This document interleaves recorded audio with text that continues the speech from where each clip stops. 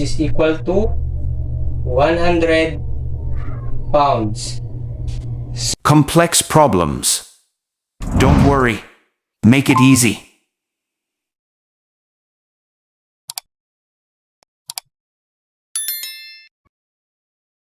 Hello students, welcome to Make It Easy. In this video, we are going to resolve the 200-pound force in two components.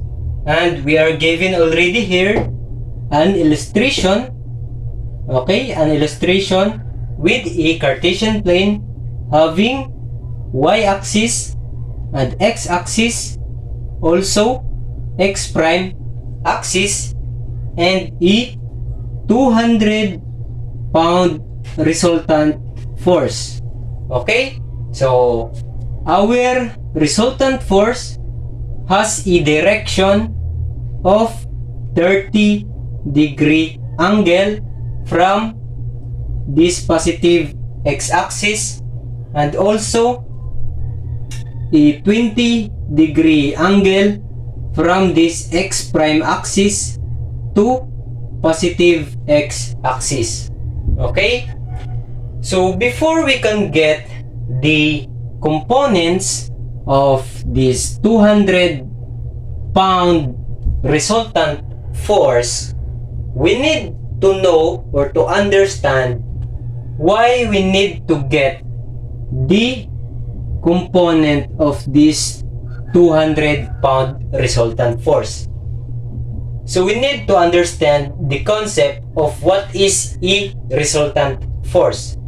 If we say resultant, if we say resultant, it is just simply if you have x, and also this comma here denotes and, x and y component, If we have x and y component, if you will get the summation of this component, then you will get its resultant or its simplest form of force.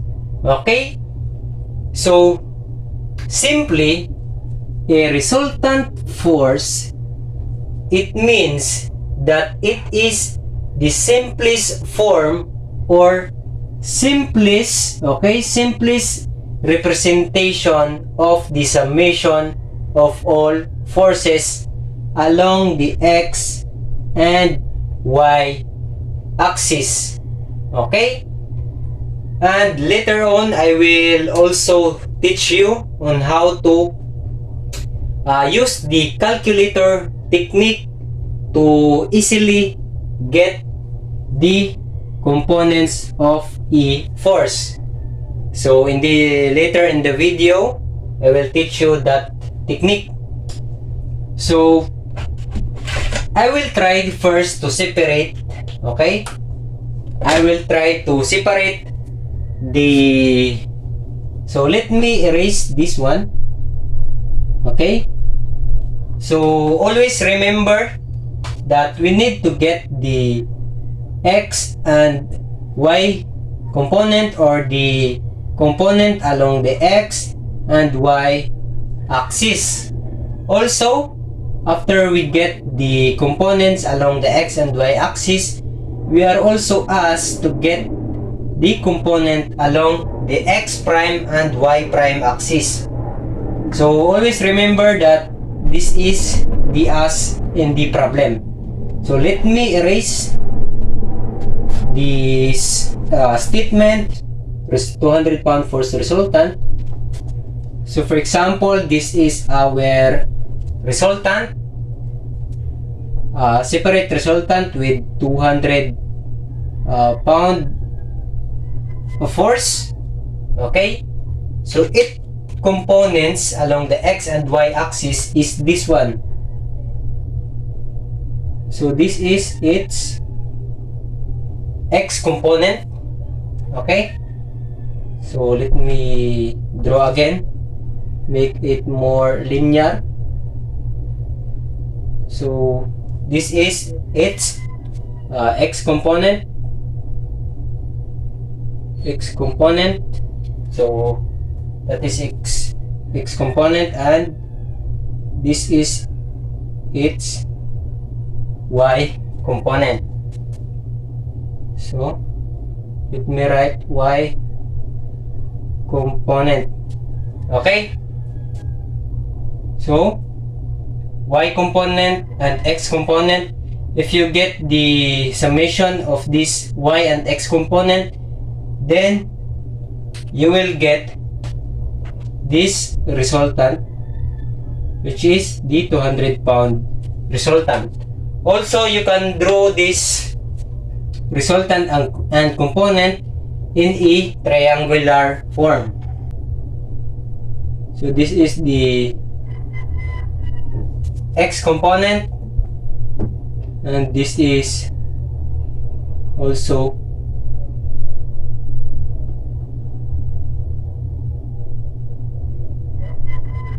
the y component.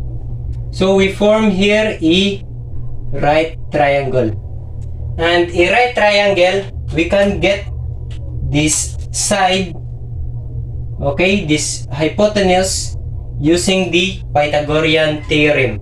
So in Pythagorean theorem, if you sum this side and also this adjacent and also this opposite side, you can get this hypotenuse, which is also the resultant force. So we satisfy the concept that a resultant is just simply the summation of this x component and also y component.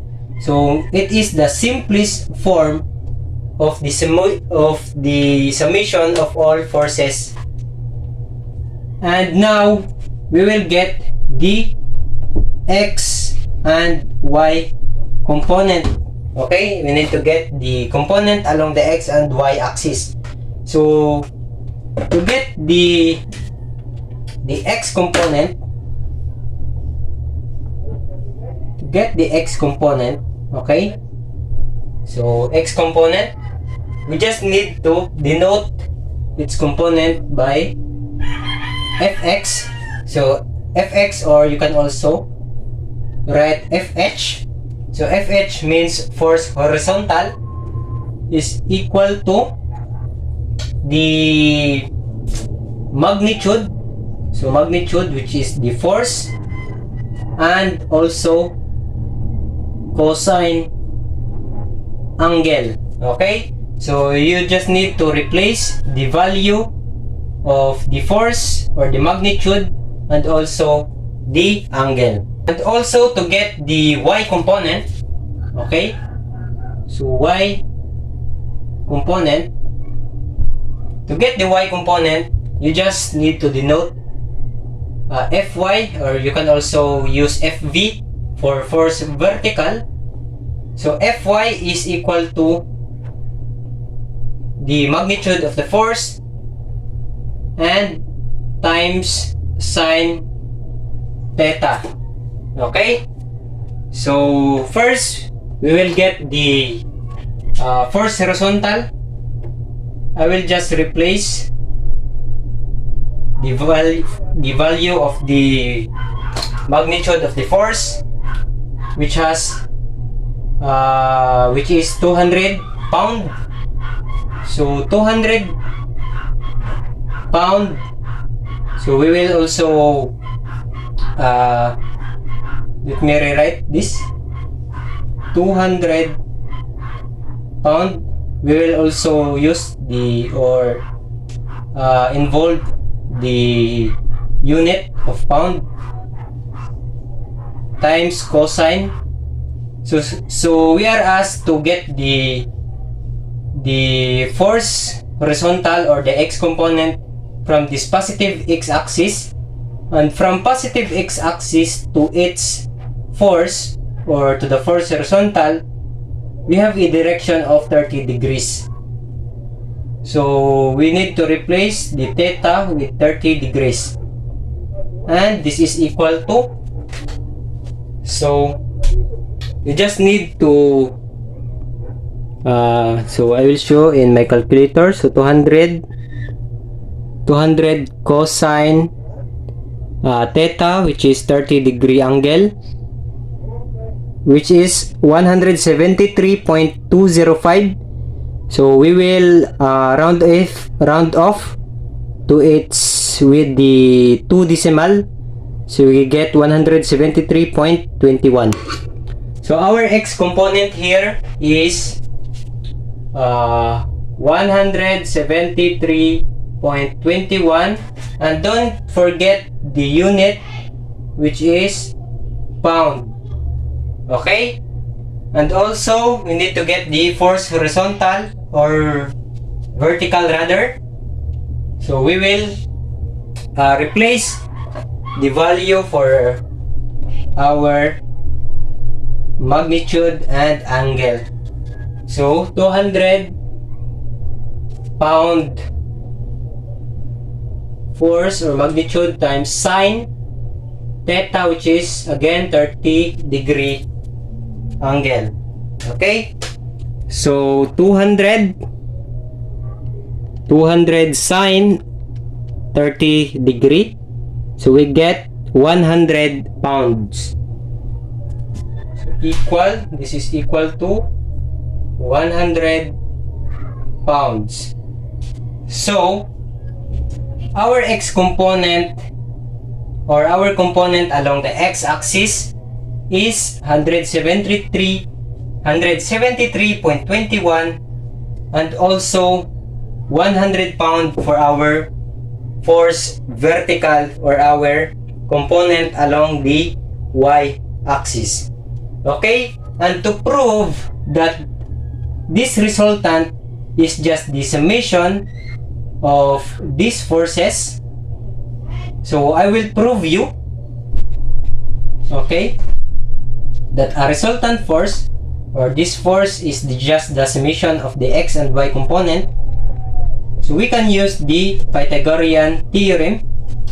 So in Pythagorean theorem, we have the formula c squared equals to a squared plus b squared, and we can replace c as r. R means the resultant, because we need to get the resultant, is equal to a squared, which is, we can replace rx, or we can use fx. So fx squared, which is the x component, or the component along the x-axis, plus fy squared, the component along the y-axis. So replacing r squared is equals to 173.21. So I will write down here. So r squared is equal to 173.21 squared plus 100 squared, which is the value of our fy. So to get r, we just need to take the square root of 173.21 squared plus 100 squared. Okay, so to prove that, we will take the square root of 100. So 173.21 squared plus 100 squared, and if we get the 200 pound resultant force, it means that we satisfy, or we are correct, that the resultant force is just simply the summation of all the forces, or the x and y component. So, and we get the 200. So we get 200, so it means that, or it proves us that the resultant is just simply the summation of x and y component. Okay?